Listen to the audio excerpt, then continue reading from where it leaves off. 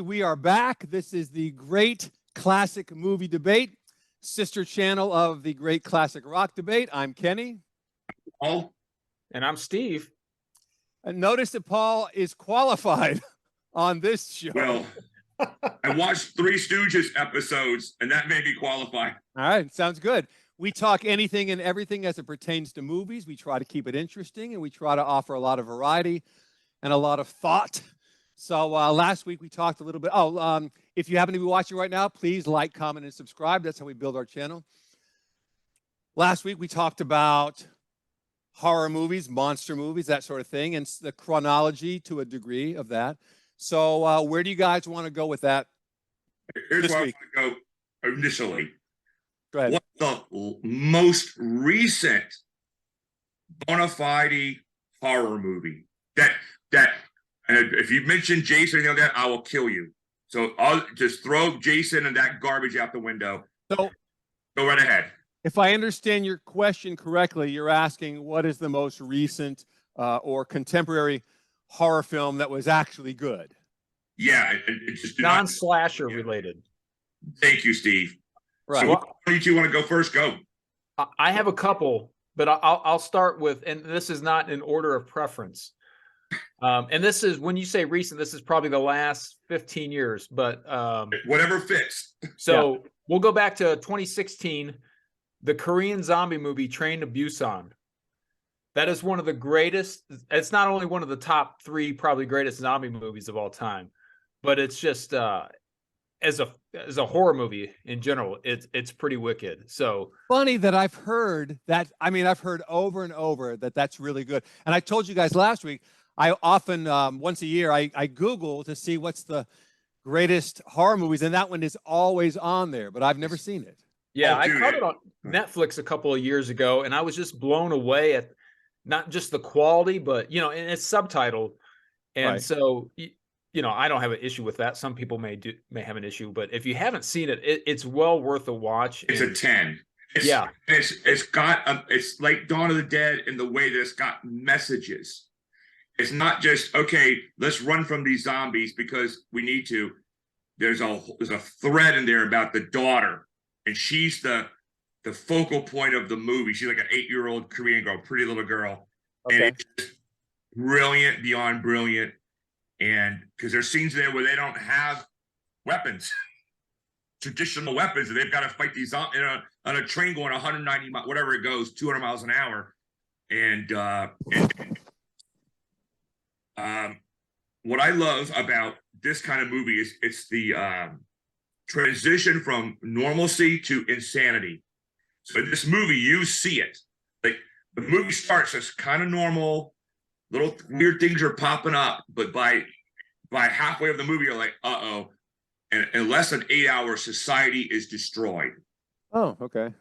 And so Steve's right. Okay, Steve, what's your second movie? So this is a twofer. And can I actually show I have the Blu-ray. Please do. Please do. So I think this is 2 of the greatest horror zombie movies ever made. Dead Snow and Dead Snow 2, Red versus Dead. Now, Is that the one they talked about on South Park or no? I don't know if they talk about it on South Park, but what these movies do, they combine 2 of my favorite genres, zombie movies and World War II movies. But it all takes place in present day Norway, where the first one it's more serious than the second one, but if you've seen the Evil Dead movies, or at least the first 2 Evil Dead movies, it relies heavily on that, and there's a big homage to those movies. Basically it takes place in Norway, and this group of 20-somethings, single couples. They go on a snowmobile trip. They go into a cabin, and they uncover, I think it's like the Book of the Dead, which is very much like what they do in Evil Dead. And in fact, one of the guys is wearing an Evil Dead T-shirt during the movie, so nice. It's pretty obvious. And then they go to basically awaken these Nazi zombies who died during World War II, and they proceed to attack them. And it's kind of serious at the beginning, and then it just evolves into all out just kind of humor. But then you go to the sequel, which I think is the greatest sequel of all time. It's like they basically do what they did in the Evil Dead 2, whereas they kind of remade the first one, but then they just went all out comedy. And it has got some of the funniest death sequences of all time. There's one scene where a zombie is on top of a Russian tank, and the guy blows his head off at point blank range with the tank, with the cannon on the tank. And it shoots him about 2 miles. It's the funniest damn thing. And the other thing is, most of the times in horror movies, there's kind of an unwritten rule that you don't kill kids in most movies. That's kind of when it takes it to another level. Yeah. But in this movie, they actually do that, and it's what happens. It's funny the way it happens. And I love that scene. Kids get killed. I laugh every time I see it. It's funny. Basically, what happens is the guy goes to perform CPR on the kid, and he punches through his chest. Oh, great. Lovely. Now, is this also subtitled, or is it in English? Oh, actually, no. This one is in English. Okay. So they realized like that they needed to get a bigger market. And actually, there's an actor in it, Martin Starr, who's kind of a comedic actor, American actor, who was on oh God, what's the name of that show that Mike Judge did on Silicon Valley? So Martin Starr plays one of the zombie killers for the United States. They actually go over to Norway to kill the zombies, and it's balls. It's funny. All right, Kenny, what's yours? You know, when you said either current or contemporary or most recent, whatever, I'm like, wow, I don't know. It's been so long since I've seen a good scary movie. I did see that one. I think Steve mentioned the other day, it was 40 Days of 40 Days of Night. Was that? Yeah, that was good. Oh, yeah. You know what, Paul? You and I saw this together. It's probably been close to 20 years, but I thought it was pretty good. Was 28 Days. 28 Days Later. Oh, yeah, that's a very good movie. Yeah, that was pretty good. Yeah, so that might be, if I've seen a good horror movie since then, it's not, in my head. But, what about Sixth Sense? What do you think about that? I mean, I like the movie. To me, it needs to have a monster or it's not a horror movie for me because, I mean, I don't know where I would categorize it, but if it doesn't have a monster or an element of evil or whatever, then I'm not going to call it a horror movie. But I understand why somebody would. I do have one more that's very contemporary that was released last year. Oh, go ahead. And it's the movie Barbarian. I hated that movie. So, oh my God. If you see the trailer for it, you think you have the entire movie figured out. Basically, it's a movie where this woman rents an Airbnb in Detroit, of all places, and she shows up and there's somebody else already staying in it. And so it leads you to believe, like, from the trailer, like, oh, it's obvious probably what happens. This guy ends up kidnapping her, doing something. And it's kind of psycho in the way that the first half of the movie is sort of completely different than the main character in the first half of the movie is not in the rest of the movie. And it kind of just shifts gears. And I would say it's the first movie in a long time where I was watching it. And I was kind of shocked. At the end of the first act, I was kind of surprised that they actually went as far as they did, and then it kind of shifts gears into kind of a different movie or a different set of characters. So I thought this was probably the stupidest movie I've ever seen in my entire life. When I got done watching it, it was like that movie you and I saw, Wolf Creek. If I'd have been in strangling range of the director, I would have killed him on the spot. Well, this is where Paul, he tries to insert himself into the characters. Maybe. Or someone with a brain that actually functions. Now, the one good scene in this movie, the only, in my opinion, is the girl gets away from the house and goes to these cops. She's all torn up and bloody, so they think she's a prostitute or a drug addict. She's completely sober, but the cops are so inured to this world they're in. Unless Jesus Christ himself appeared in front of them and said she's telling the truth, they're not going to listen to her. And it just shows how sometimes cops just step back and think, and I actually believe that scene. That's what they would actually do in real life. They ignored her where she's telling him everything that's happening. And they just ignore her. Now, Paul, I will give you credit. I think what happens with the monster is kind of unbelievable, how it kind of has these superpowers over that. So I'm willing to suspend my, have a suspension of belief there that the monster could have the powers that it does. But the rest of it, I think, is fantastic because it really ends up being more or less a movie about, which is very believable, a movie about some man who kidnaps women and keeps them basically hidden in their basement, which happens in real life. Yeah. Yeah, but that actor, by the way, I don't know his name. He's an American guy. He's tall, Kenny. He's like 6'1", 6'2", blonde. He's got this creepy face, and he played in The Mandalorian. He was one of the Empire's guys, and Okay. Bill Burr and Mandalorian. He ends up killing that guy just right to his face because he's rubbing it in about how they murdered all these people. And the guy, although he was a part of it, Bill Burr he was so pissed off at what he did. This guy thinks it's great. He's we killed millions of people for no reason. So that guy has got the face to be the greatest bad guy of all time. Okay. Yeah, it is very believable. When you think of the creepy guy that lives down the street and who's like, that guy could be a serial killer. Yes. That's him. Yeah. I'm gonna go to another side. Go ahead. This is not horror. Give me one. Who's the best bad guy of all time in a movie? Either one of you go. Of all time. Yeah. Actor or just villain character?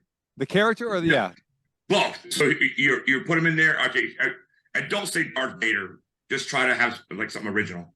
No, it's the Emperor. Okay, no Star Wars.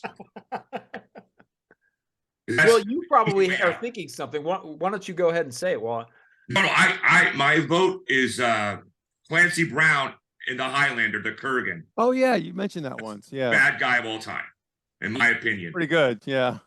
He's big. He's got this voice. He's got the look. And he's crazy, and he's just murdering people. That's my vote.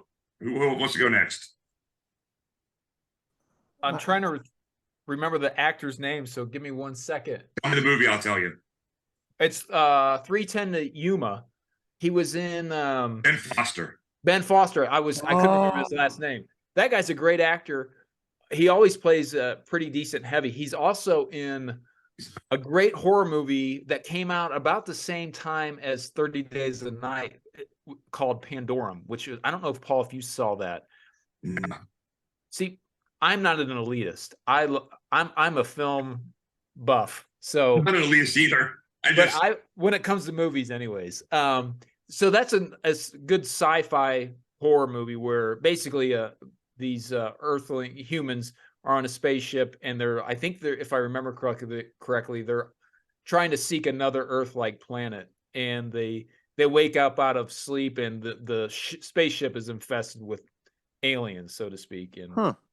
And Ben Foster. I'm so tired of those movies. God. Anyway, all right, Kenny, who's your okay, hold on a second. Question. In 3:10 to Yuma. By the way, I love that movie.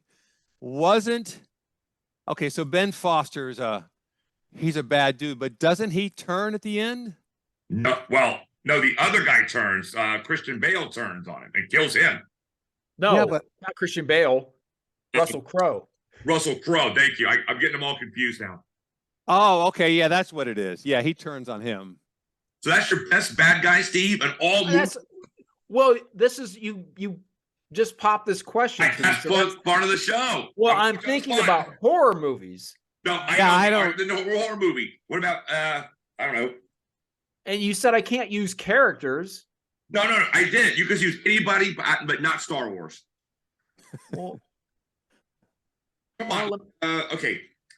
Go ahead with another one and give me a chance to think. Vinny, your turn. If I had had a little bit of time to Google, I don't want you to have time. I want you to visceral, because then you'll look at everybody else's list. Now, I just thought of it while we're talking. I did not look this up. I'm looking around. I got about 1,000 movies right over here. I know, that's what I'm thinking about. My movie collection's over there, and I'm thinking, what? See, I have forgotten more stuff than I actually know right now. That's my problem. I saw a poll a long time ago. It was a very it said who's the best good guy and the bad guy, and you know who got second on both lists was Al Pacino for The Godfather. That's a good list. Yeah. Because he's the villain and he's also the good guy. Yeah. Right. Yeah. Yeah. Yeah. I don't know. Nothing's coming to me. I mean, I can think of guys who were bad guys, but they weren't. What about nowhere near the top? Bad guy Arnold in the first Terminator. He's pretty good as the Terminator. Yeah, I suppose so. Yeah. No, see, here's the problem I have with the Terminator movies, and this is the same problem I have with that you have probably with most slasher movies. There's no point. What's the point of facing or fighting a villain that you can't defeat? You can defeat him. No, they don't. How many Terminator movies have they 400-pound made? woman defeats him, huh? How many Terminator movies have they made? 10, maybe. Okay, so I agree that the original Terminator, that's a great villain. Maybe one of the best of all time. But they didn't defeat him. Sure they did. He came back. That was a different Terminator.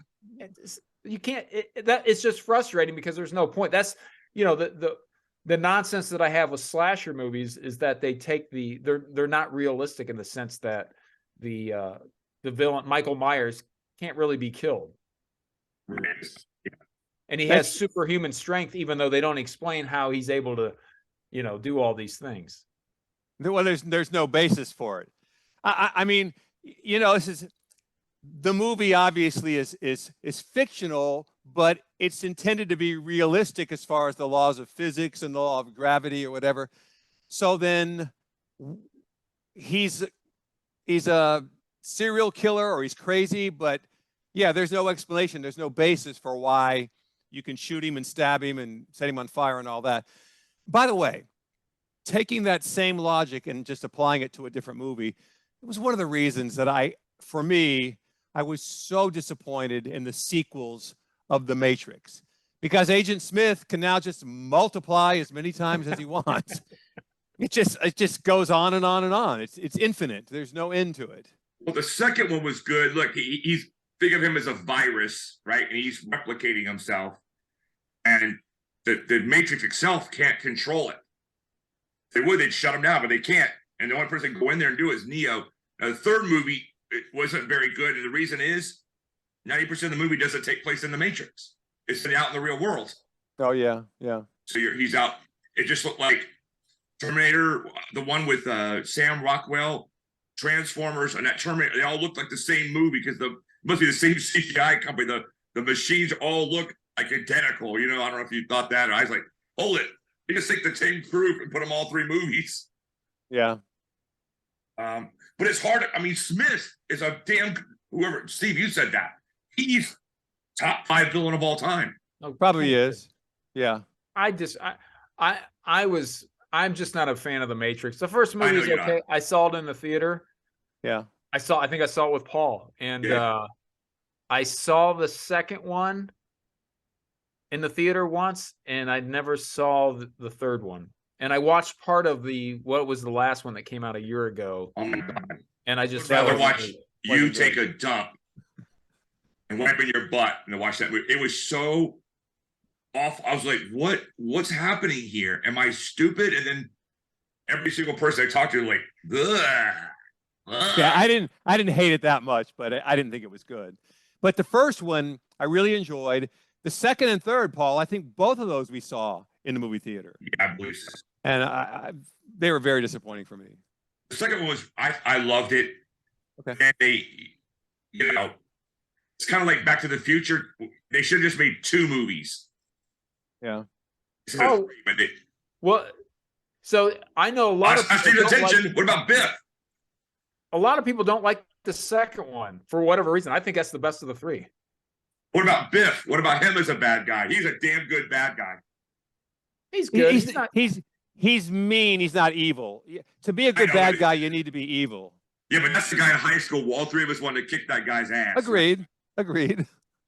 And he pulled it off in that movie. I mean, he's fantastic. But again, he's mean and he's a douche, but he's not evil. He's not a murderer, you know. So You know, hey, maybe we make a movie called Biff, the serial killer. yeah, Butthead. yeah. Okay, so are we going to stick with villains or are we going to do monsters? Oh, go back to horror. I just was just like, Well, what's on the what's spot. the best monster? Like, oh God. You know what makes me mad about the Frankensteins? I might pick that one. Is that some movies he's an idiot, in some movies he's super smart, in other movies he does integral calculus and organic chemistry. And I'm like, well, which bloody Frankenstein is it? Because in the book, he's very smart. And he remember he goes to the North Pole and Frankenstein chases after him. And then he becomes dependent on the monster, if I remember the book correctly. Steve, go ahead. Jenny, go ahead. Well, let me say this real quick. For me, what makes a really great monster is it is virtually indestructible. There's no way to beat it. There's no way to kill it. You're going to die.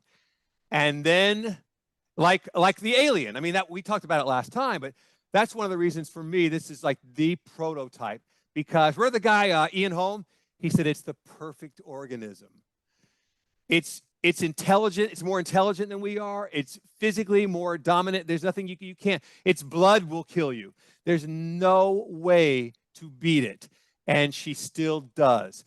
Remember the movie? The movie's not memorable, but Vin Diesel is memorable. It's the one on the planet. Riddick or Pitch Black. Pitch Black. Pitch Black. Thank you. I went blank on that. Those things, those flying things, whatever they are, they just fly in and kill you and rip you to shreds. There's no way to fight back against them. And he kills one. And I said, this guy is going to be a star. In that scene, because he says, obviously didn't know who it was effing with, right? I said, that guy is going to become a star based on that one scene. Not because he's a great actor. He's a decent actor, but that's the kind of monster. It's just virtually indestructible. There's no way to beat it. There's no way to kill it. And then they still find a way. Those are my favorite ones. Steve, go ahead. Well, as far as movie monsters, man, this is something that's very passionate. I'm very passionate about. I still have to go back to the original. I love the Bela Lugosi performance or at least the visual of him as Dracula. I get that, like, it doesn't really work for modern day audiences. Right. It's not really scary for modern day, but I think if you go, in the 20s, 30s, or the Victorian age when the book was written and it takes place, to me, that's just the classic monster. It can be killed. It's not, unstoppable. And to me, that you have to have a good hero and a way to kill it. But to me, that's the classic. I know it's old and maybe a little tired, but Steve, I have to agree with you because I'll tell you why I agree with you is he was the first guy or the second guy. But let's just say for right now, he's the first villain, supernatural, this monster that no one's ever drew a picture of other than Satan, right? So this is like if Satan had a minion, an evil angel, that would be this guy. Yeah. And he's, for his time, like Steve just knocked it out of the park. It was scary as all crapo in 1925 or whatever that damn thing. Oh, yeah. 31. So people were scared out of their minds about it. And so, of course, we look back. Like, if you look back at, I don't know, a lot of movies, like, oh my God. If you look back at the Cabinet of Dr. Caligari, that guy Cesare, the somnambulist killer, he's creepy looking. I don't know if you've ever seen that movie yet, Kenny, but it's creepy. Okay. A lot of Germans had breakdowns. They had nightmares. Like right now, you and three of us watch, we'd laugh. Right. The time, and it, I saw The Exorcist when I was 10 or 11, 75 at my parents' house one night when my dad was at work, HBO, and that scared the poop out of me. Yeah. So it's all context, right? It would be just like the context of the time. So Steve's absolutely right. That's I've always been partial to, King Kong is kind of, I consider that a monster. And I'm thinking about this because I just saw it the other day at the gym, but that was always one of my favorite movies. Yeah, it's a good movie. I monsters. didn't think of him as a monster so much. No, Peter, it's kind of like Frankenstein the way that it's kind of the misunderstood monster, I think. what's your favorite King Kong, Mr. Boyce? My favorite King Kong? Movie. Oh, it's the Peter Jackson one. Because I'll tell you why. Because it goes back to like the Skull Island, which I always found fascinating. To me, and this is part of what I love. I'm a wildlife photographer, and what I love about the world is just the unknown and knowing that the man is not the probably, although we're top of the food chain, there's things out there that can kill us. And I love the whole Skull Island motif. Yeah. And which kind of goes back to the original one, but this, updated with, newer and better special effects. I like the one, my favorite one, with Jessica Lange and Jeff 76 Bridges or something like that. That was the first one I saw.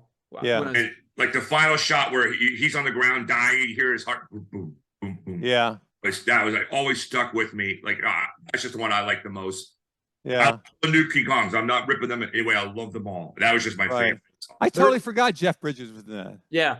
There is a sequel to that came out in the 80s. I think it's called King Kong Returns or King Kong Lives, which I saw when I was a kid. I was probably 10 years old. And it actually picks up right after the Jeff Bridges movie. It actually picks up, you hear the heartbeat. And if I remember, they're able to kickstart his heart somehow. I can't remember how I only saw it once. But it is a direct sequel to that. Okay. Never saw it. That movie I don't recommend. Even as a kid, I remember it not being very good. Okay. I remember that movie, Jessica Lange, who was like one of the hottest women ever to Right. walk. Right. It's like, the only thing she's wearing a broad panties and a little dress. You're like, right. And this isn't a criticism, but I could never really take King Kong seriously as a monster when he's weak for the hot chick, So. Oh, of course. yeah, man for our hearts. Right. Exactly. Oh, all right, then. What's your favorite Frankenstein movie? Well, if you're asking me, we all know mine. Mine's Bride of Frankenstein. That's right. Did you like Young Frankenstein? Oh, I did. I did. That's one of my favorite movies of all time. Yeah, it's awesome. And only a true Frankenstein nerd would get all of the references that are in that movie because some of them are very deep. They're like in the Son and Ghost of Frankenstein. That's how deep that some of those references go, which I think is impressive for the fact that that movie was made in the 70s, and there was no such thing as VHS. So I don't know how. I mean, maybe Mel Brooks saw those. I'm sure he saw did. Those movies, or the writers. But to remember that, that was 40 years after the fact, and without having really any way to reference it, I think that's pretty damn impressive. I got a funny story. One day I was in the LAX and picking up my wife, and there's Cloris Leachman, who's like 5 feet tall, giant boobs, and she's built like a tank. Okay. And she's grabbing this luggage off the seat. I'm like, Miss Leachman? She's, hi. And I'm like, can I help you? Oh, no, I got it. I said, I'm happy to help you. No, I got it. I said, can I ask you? And she stopped. I go, do people still? She's like, yeah. Like she let me finish my question. I'll look her. Do people still sound? She's like, yes. And I kind of like patted her on her shoulder to see she was happy to talk to me, and she was very cool. But I was like, she was picking up these luggages like I would. I'm like 3 times her size. She was a very cool lady. That's funny. Guys, we just got our warning, so we're going to want to wrap this up soon. And let me just add real quick that Mel Brooks was on a real hot streak there in the mid. I mean, there were so many really funny movies. Really, really funny. I was thinking about today. I kind of sabotage this episode, not on purpose, but just because it's fun. But you two brought up some brilliant points on the first show about how there was supernatural horror, there's scientific horror, right.